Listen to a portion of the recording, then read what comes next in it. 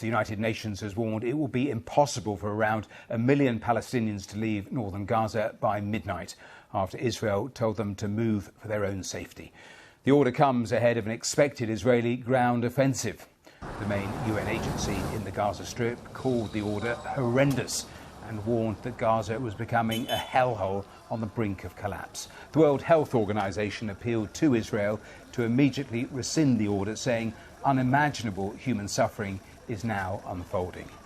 Well, Israel has been dropping leaflets from the air into northern Gaza, telling people to leave. Hamas has dismissed the Israeli order as psychological warfare.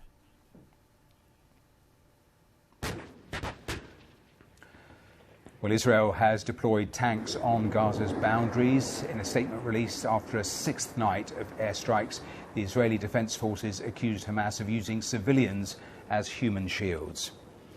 There's tension too on Israel's border with Lebanon after a meeting with Iran's foreign ministry. The deputy head of the powerful Lebanese militant group Hezbollah rejected calls to keep out of the conflict in Gaza, saying the group is fully prepared and ready to enter the war against Israel when the time comes.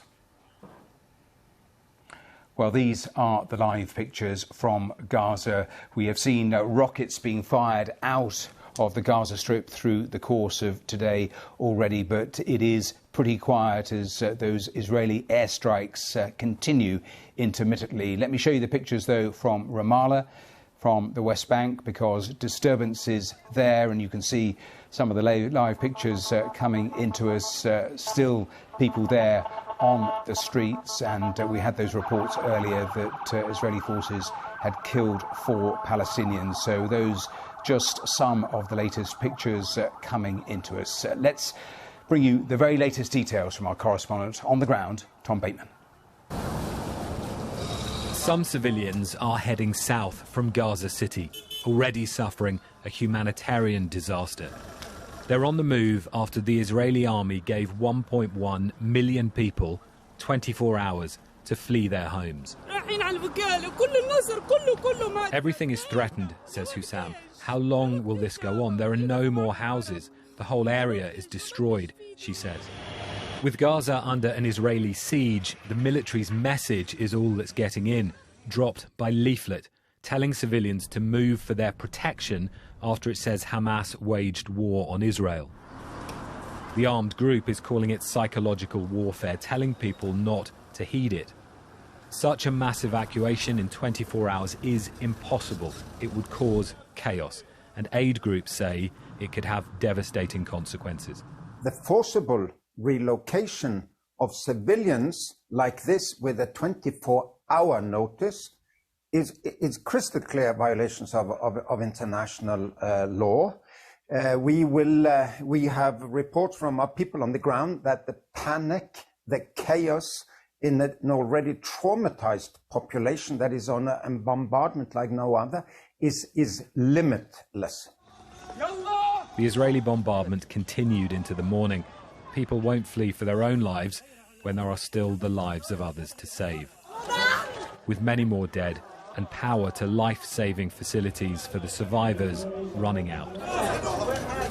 The wounded are still being brought into already packed hospitals, which are dangerously low on generator fuel and medicines. Israel has said it won't lift its block on supplies until its hostages are freed by Hamas. And with daylight came more rocket fire from Gaza into Israel. And the relatives of Israel's dead and missing are still desperately seeking information. Anat's grandfather was killed, her grandmother taken hostage. Like others, she now fears for their fate amid the intensifying fighting. The US Defense Secretary Lloyd Austin arrived, vowing his full backing for Israel, and he met the Israeli Defense Minister. Our neighbors is Hamas, the ISIS of Gaza, an organization enjoying the Iranian payroll. I cannot let the world forget the brutal attacks Hamas terrorists conduct against Israeli children, Israeli women, Israeli elderly and entire families. Washington wants to stop this war from spreading, from engulfing the wider region. But Israel's attempts to push 1 million Palestinians south in Gaza also risks greater instability, and that is because it puts them closer to the border with neighbouring Egypt. And the Egyptians have made it clear they won't accept refugees. There are many ways this crisis can now slip much further out of control, and the Israeli tanks are still lining up on Gaza's perimeter.